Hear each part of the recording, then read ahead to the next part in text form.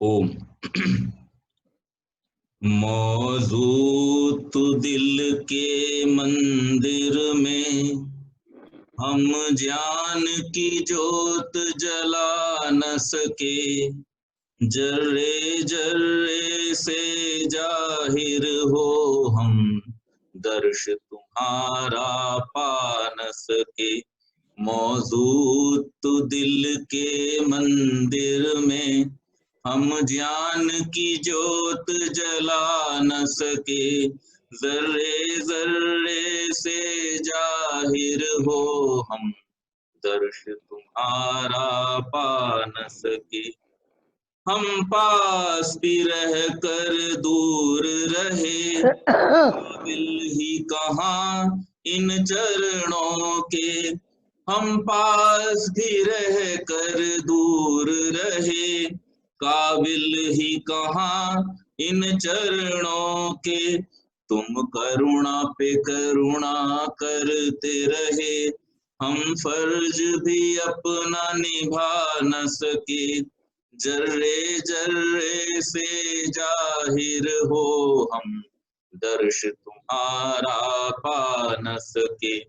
तुम करुणा पे करुणा करते रहे, हम फर्ज भी अपना निभा न सके। जर्रे जर्रे से जाहिर हो हम, दर्श तुम्हारा पा न सके। मौजूद तू दिल के मंदिर में, हम ज्ञान की जोत जला न सके। जर्रे जर्रे से जाहिर हो हम, दर्श तुम्हारा पा न सके। हम जानते थे दर तेरे से कोई भी खाली जाता नहीं। हम जानते थे दर तेरे से कोई भी खाली जाता नहीं। मजबूर किस्मत ही कहिए, मजबूर किस्मत ही कहिए, जो दर पे तुम्हारे आ न सके। जर्रे जर्रे से जाहिर हो हम, दर्श तुम्हारा पा न सके। मजबूर किस्मत ही कहिए, जो दर पे तुम्हारे आ न सके। जर्रे जर्रे से जाहिर हो हम, दर्श तुम्हारा पा न सके। मौजूद तू दिल के मंदिर में, हम ज्ञान की जोत जला न सके। जर्रे जर्रे से जाहिर हो हम, दर्श तुम्हारा पा न सके। है कितनी फिक्र तुझे अपने बंदों की, है बंदा परवर। है कितनी फिक्र तुझे अपने बंदों की, है बंदा परवर। बंदों की है बंदा परवर। एहसान फरामोशी अपनी, एहसान फरामोशी अपनी, जो गुण भी तुम्हारे गा न सके। जर्रे जर्रे से जाहिर हो हम, दर्श तुम्हारा पा न सके। एहसान फरामोशी अपनी, जो गुण भी तुम्हारे गा न सके। जर्रे जर्रे से जाहिर हो हम, दर्श तुम्हारा पा न सके। मौजूद तू दिल के मंदिर में, हम ज्ञान की जोत जला न सके। जर्रे जर्रे से जाहिर हो हम, दर्श तुम्हारा पा न सके। तू जग का रक्षक जगदीश्वर, ये समझ शरण में आ पहुँचे। तू जग का रक्षक जगदीश्वर, ये समझ शरण में आ पहुँचे, ये समझ शरण में आ पहुँचे, जो तेरी शान के काबिल हो, जो तेरी शान के काबिल हो, वो भेंट मगर हम ला न सके, जर्रे जर्रे से जाहिर हो, हम दर्श तुम्हारा पा न सके, जो शान की तेरे काबिल हो, वो भेंट मगर हम ला न सके, जर्रे जर्रे से जाहिर हो, हम दर्श तुम्हारा पा न सके, मौजूद तू दिल के मंदिर में, हम ज्ञान की जोत जलाना, जर्रे जर्रे से जाहिर हो, हम दर्श तुम्हारा पा न सके, हम दर्श तुम्हारा पा न सके। बहुत बहुत धन्यवाद।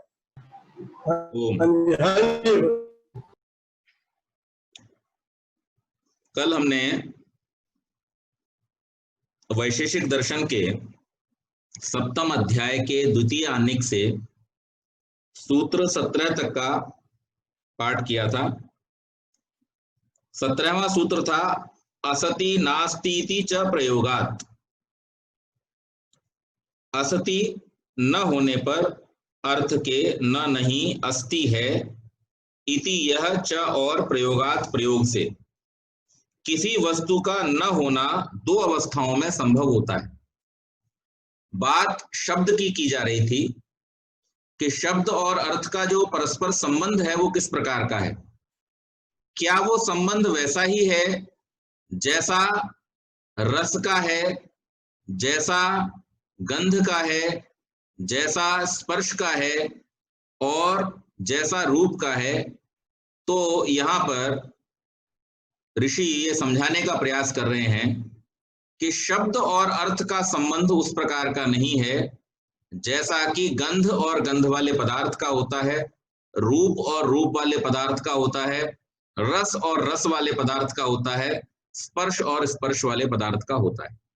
इसका कारण बतलाया था पिछले सूत्रों में कि जो रस, रूप, गंध और स्पर्श हैं, उन चारों से जुड़े हुए जो उनके अर्थ अर्थात जो पदार्थ हैं, उन पदार्थों का वर्तमान में उपस्थित होना आवश्यक होता है। परंतु शब्द के विषय में बतलाया था और इस सूत्र में भी यही बात कही गई है कि कोई पदार्थ पहले था लेकिन फिर भी हम उसका वर्णन शब्द के द्वारा कर सकते हैं। कोई पदार्थ आगे बनने वाला है, आगे बनेगा, लेकिन फिर भी हम उसका वर्णन शब्द के द्वारा कर सकते हैं। जैसे घड़ा टूट गया लेकिन फिर भी हम कह सकते हैं घड़ा था।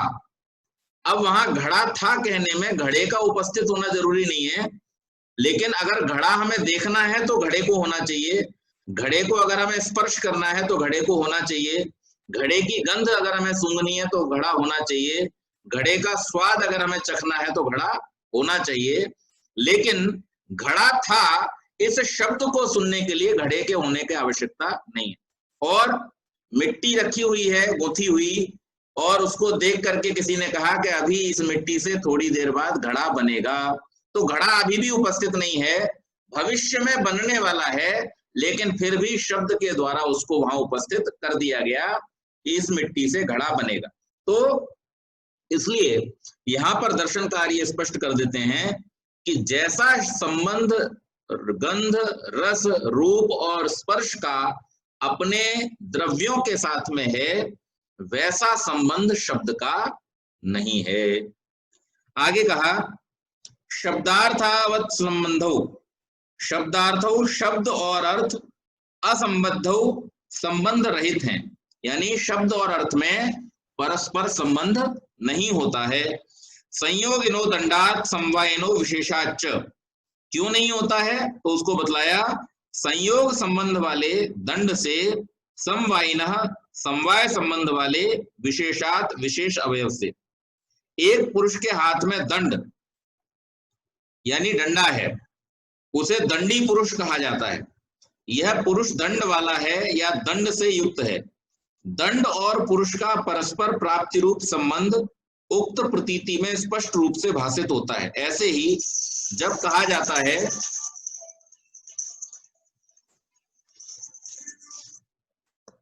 इसी प्रकार से जब कहा जाता है कि हाथी सूंड वाला है, हस्ती कुंजरः अथवा करी कुंजरः, तो हाथी की सूंड का नाम जो है वो कर है। यह हाथी के शरीर का एक अंग है, अवयव विशेष है। अवयवों में अवयवी समवाय संबंध से रहता है। उक्त प्रतीति में कर और कुंजर का परस्पर समवाय संबंध स्पष्ट भाषित होता है। यदि शब्द और अर्थ का परस्पर संयोग अथवा समवाय संबंध होता तो लोक प्रसिद्ध उक्त प्रत्ययों में जैसे भासता है वैसे यहां भी भासता। इसके विपरीत शब्द प्रयोग काल में शब्द और अर्थ का असंबंध ही स्पष्ट होता है। यदि शब्द और अर्थ का प्राप्ति रूप संबंध रहे तो मोदक कहने पर मुंह में लड्डू आ जाना चाहिए। तो अगर शब्द का, जैसा मैंने अभी बतलाया कि शब्द और अर्थ का अगर वही संबंध होता जो गंध, रस, रूप और स्पर्श का है, तो फिर क्या होता कि जैसे ही हम लड्डू बोलते हमारे मुंह में लड्डू आ जाना चाहिए था, लेकिन वास्तव में ऐसा होता नहीं है। तो शब्द और अर्थ का उस प्रकार का संबंध नहीं होता। इस विस्तृत पूर्व पक्ष से उद्विग्न होकर यहाँ पर शिष्यों की फिर एक जिज्ञासा आती है कि यदि ऐसा है तो किसी नियत शब्द से नियत अर्थ का बोध कैसे हो जाता है। तो उसको आचार्य सूत्रकार समझाते हैं, सामयिकः शब्दादर्थ प्रत्ययः, समय संकेत मूलक है शब्दात शब्द से अर्थ प्रत्यय अर्थ का बोध होना। आर्ष परंपरा में इस तथ्य को स्वीकार किया जाता है कि अमुक शब्द अमुक अर्थ का बोधक है। इस व्यवस्था का निर्देश सर्वप्रथम ईश्वरीय प्रेरणा से होता है। इसी नाम समय या संकेत है। आदि सर्ग में प्रथम ऋषियों को वेद का शब्दार्थ ईश्वरीय प्रेरणा से अभिप्रेत होता है। मनु ने इसका उल्लेख किया है, अतः यह शब्द इस अर्थ का बोधक है। यह सर्वप्रथम संकेत ईश्वरीय है। वैशेषिक परंपरा में इसे स्वीकार किया गया है।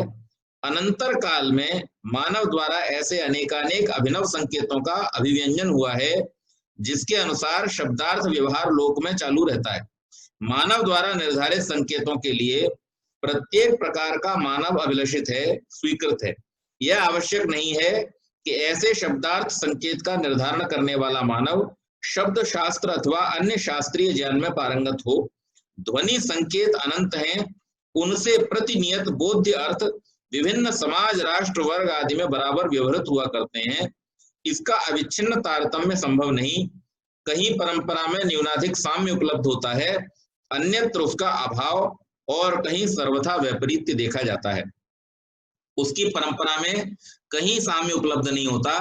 कदाचित गुणाक्षर न्याय से कहीं कोई ध्वनि मिल जाए, ये अलग बात है। इस आधार पर अभिधानिकों ने मानव उच्चार्य ध्वनि को दो भागों में बांटा है, आर्य और म्लेच्छ। आर्य परंपरा में ध्वनि की आनुवंशिकता को आधुनिक ध्वनि से वैदिक तक प्रायः अविच्छिन्न धारा में समझा जा सकता है। इसमें ईश्वर संकेत और मानव संकेत दोनों मिश्रित हैं। यहाँ ध्वनि की अधिक विकृत स्थिति को म्लेच्छ नाम दे दिया गया है।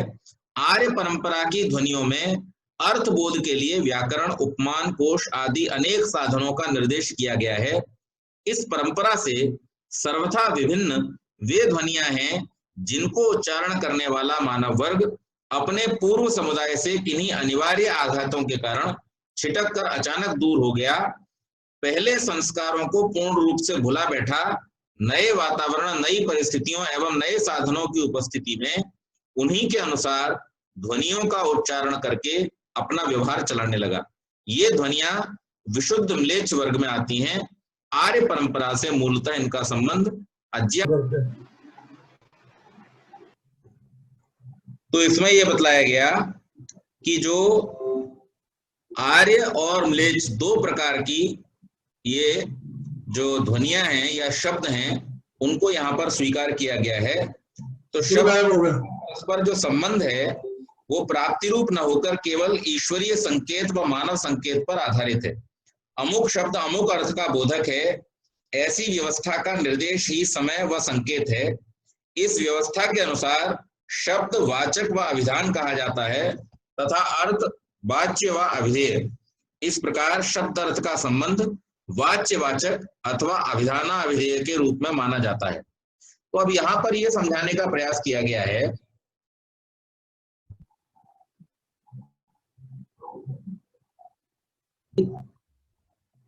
ये समझा रहे हैं कि जो शब्द और अर्थ है, जिज्ञासा ये की गई थी शिष्यों के द्वारा कि शब्द और अर्थ अगर उनका इस प्रकार का संबंध नहीं है तो फिर शब्द के द्वारा अर्थ को कैसे जान लिया जाता है। तो यहां इस बात को स्पष्ट करते हुए कहा कि शब्द और अर्थ का जिस प्रकार का संबंध इस गंध रस रूप और स्पर्श का है उस प्रकार का नहीं है, लेकिन वाच्य वाचक का या उसके द्वारा जो जाना जाता है बोध्य बोधक का संकेत और संकेत वाला जो संपर्क है वो होता है। और ये संकेत वाला संपर्क किस आधार पर होता है कि किन्हीं शब्दों के या तो दो प्रकार के वर्गीकरण इनके कर दिए गए। कुछ ऐसे शब्द हैं कि जिनको आरंभ में आदि सृष्टि में ईश्वर द्वारा वेद के रूप में प्रदान किया गया। तो एक तो वो शब्द परंपरा है और दूसरी परंपरा उन मनुष्यों के द्वारा गढ़े गए शब्दों की है कि जिन्होंने समय समय पर जैसा अनुभव किया उन पदार्थों के गुणों के आधार पर कहिए या फिर उन्होंने जैसा उनके साथ में संबंध स्थापित किया उसके हिसाब से कहिए या समय के अनुसार जो उन्होंने संकेत बना लिए उसके हिसाब से कहिए, ऐसे बहुत सारे शब्दों का निर्माण भी होता है। लेकिन क्लासिफाई दो तरह से कर दिया गया इसको कि जो भाषाएं व्याकरण युक्त हैं, जिनमें पूरी तरह से धातु विज्ञान के आधार पर शब्दों का और शब्दों के अनुसार उनके अर्थों का वर्णन है, उन्हें आर्य भाषा की श्रेणी में रखा गया। और जिन भाषाओं को केवल मात्र संकेतों के रूप में ग्रहण कर लिया गया है, जिनका कोई व्याकरण आदि नहीं है, उन भाषाओं को म्लेच्छ भाषाओं के रूप में स्वीकार किया गया। अब आप देखिए, एक शब्द हम लोग रोज बोलते हैं ओके। अब इस ओके शब्द का इतिहास अगर आप पढ़ेंगे तो आपको पता चलेगा कि ओके शब्द कहां से आया। ओके शब्द युद्ध में आर्मी के जो लोग होते हैं, सिपाही होते हैं, उन योद्धाओं के द्वारा ये शब्द प्रयोग किया जाता था और इसका मीनिंग क्या होता था, ऑल करेक्ट। अब ऑल और करेक्ट इन दोनों की अगर हम स्पेलिंग देखें तो ऑल शुरू होता है ए से और करेक्ट शुरू होता है सी से, लेकिन उन्होंने इस ऑल करेक्ट का या ऑल क्लियर का उन्होंने जो संकेत एक दूसरे को देने के लिए बनाया वो क्या बना लिया, ओके करके बना लिया। और ओके का मतलब है कि आप सब कुछ ठीक है, आप आगे बढ़ सकते हैं। तो युद्ध में जब एक दूसरे को संकेतों से बुलाना होता है तो उस समय में इस संकेत का जो है ईजाद हुआ, इसका निर्माण हुआ। लेकिन वास्तव में अगर आप देखो तो ओके से क्या समझ में आता, ओके अपने आप में कोई इस प्रकार का शब्द नहीं है, ये संकेतों के द्वारा ग्रहण कर लिया गया। आज पूरी दुनिया में सब लोग एक दूसरे को ओके कह करके और इस बात की पुष्टि कर देते हैं कि हाँ आपने जो कहा है वो ठीक है या हमको स्वीकार्य है। लेकिन वास्तव में इसका जो जहां से इसकी शुरुआत हुई वो किस लिए था, उसका पर्पस एकदम भिन्न था। तो इसी प्रकार से जो ऐसे शब्द हैं कि जिनके आरंभ होने में किसी प्रकार के संकेत या ऐसे अवस्था वाले कारण हैं, उनको सामयिक शब्द कह दिया गया कि समय के अनुसार उन्हें मान लिया गया है। और दूसरे जो हैं वो व्याकरण संगत शब्द हैं, जिनको पूरी तरह से उनका जो व्याकरण आदि है वो ईश्वर के द्वारा या ईश्वरीय व्यवस्था के आधार पर बाद में ऋषियों के द्वारा जिन व्याकरण के अनुसार शब्दों का निर्माण किया गया, धातुओं का निर्माण किया गया, तो ऐसे शब्द जो हैं वो आर्य भाषा के कहलाते हैं। लेकिन फिर भी दोनों ही अवस्थाओं में इनका जो संबंध अपने अर्थ के साथ में है वो वाच्य और वाचक का या अभिधान और अभिधेय का ही रहेगा। इस संबंध को कभी भी जो रूप रस गंध स्पर्श का संबंध है उस प्रकार से नहीं लिया जा सकता। प्रसंगागत शब्दार्थ संबंध का निरूपण करके सूत्रकार ने परत्व और अपरत्व के विषय में यहाँ पर बतलाया है कि एक दिक्काभ्याम एक कालाभ्याम सन्निकृष्ट विप्रकृष्टाभ्याम परम परम च। यहाँ पर एक दिक्काभ्याम, एक दिशा की ओर अवस्थित दो मूर्त द्रव्यों के, एक कालाभ्याम, एक काल की ओर निर्दिष्ट दो मूर्त द्रव्यों के, सन्निकृष्टा विप्रकृष्टाभ्याम, समीप और दूर होने से एक दूसरे की अपेक्षा वहां परम परत्व गुण, अपरम अपरत्व गुण और उत्पन्न होते हैं अथवा व्यवहृत होते हैं। अब जैसे एक समय में दो द्रव्य, तो अब हम दो द्रव्य ले लेंगे हाथ में। ये एक हमने पैकेट ले लिया और एक हमने स्पीकर ले लिया। अब ये दो द्रव्य पास पास हैं। अब इनको एक समय में हमने दूर कर दिया, तो ये क्या हो गया? परत्व हो गया, दूरी। और उसी समय में हम इन्हें पास ले आए, तो ये क्या हो गया? अपरत्व हो गया। तो दूरी और निकटता, यानी किसी भी दिशा में एक समय में जब पदार्थ परस्पर निकट आते हैं तो उसे अपरत्व कहा जाता है, और जब दूर जाते हैं तो उसको परत्व का गुण कहा जाता है। पूर्व पश्चिम उत्तर दक्षिण अथवा अन्य किसी दिशा में एक ओर को एक दूसरे की अपेक्षा समीप अथवा दूर दो मूर्त द्रव्य जब अवस्थित रहते हैं